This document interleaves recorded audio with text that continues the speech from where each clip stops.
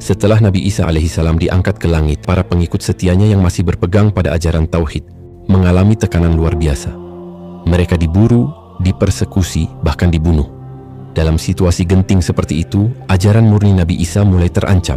Keterbatasan jumlah pengikut sejati, ditambah tekanan politik dan sosial dari penguasa serta kaum Yahudi yang memusuhi mereka, membuka jalan bagi penyimpangan perlahan namun pasti. Pada mulanya para Hawariyun tetap berusaha menjaga kemurnian ajaran Nabi Isa. Mereka mengajarkan bahwa Isa adalah seorang nabi, hamba Allah, bukan Tuhan atau anak Tuhan. Mereka menyeru manusia untuk tetap beribadah hanya kepada Allah, berpegang kepada tauhid murni, dan menolak segala bentuk pengultusan manusia.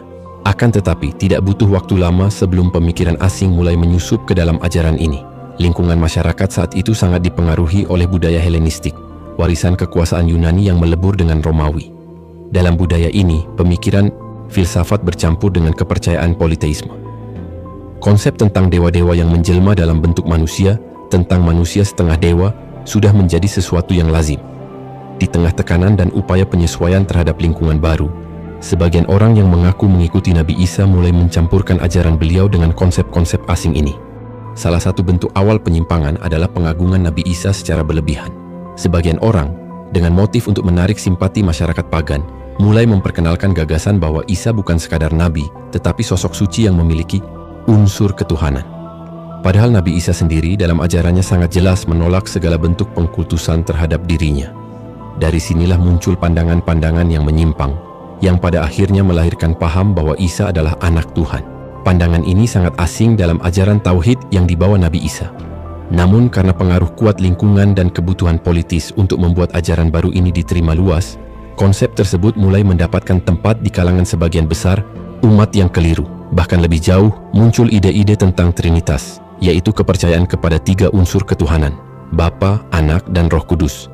Konsep ini tidak pernah dikenal dalam ajaran tauhid yang diajarkan para nabi. Namun ia mendapatkan dukungan dari para pemikir yang ingin menyatukan berbagai unsur kepercayaan lokal dengan ajaran yang mereka klaim berasal dari Nabi Isa. Dalam suasana penuh gejolak ini, para pengikut sejati yang tetap memegang ajaran tauhid semakin terdesak. Mereka dianggap sesat oleh kelompok-kelompok baru yang telah mengubah ajaran Isa. Mereka pun mengalami tekanan, marginalisasi, bahkan penghapusan jejak. Seiring berjalannya waktu, ajaran murni tentang tauhid Nabi Isa semakin tenggelam di bawah arus penyimpangan yang dibalut dalam selubung suci. Tak dapat dipungkiri bahwa dalam proses ini, campur tangan kekuasaan politik Romawi memainkan peranan penting. Demi menjaga stabilitas dan kesatuan wilayah kekuasaannya, Romawi lebih memilih untuk mendukung sebuah bentuk keagamaan yang bisa diterima luas, bahkan jika itu harus mengubah ajaran aslinya. Maka, ajaran yang telah dipenuhi unsur-unsur politeisme lebih diterima dan akhirnya diresmikan sebagai agama negara.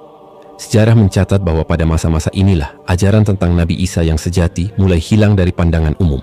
Kitab-kitab asli yang mengajarkan tauhid murni banyak yang dihancurkan atau disembunyikan, digantikan dengan teks-teks baru yang mencampurkan kisah nyata dengan tambahan-tambahan yang sesuai dengan keyakinan baru yang tengah dibangun.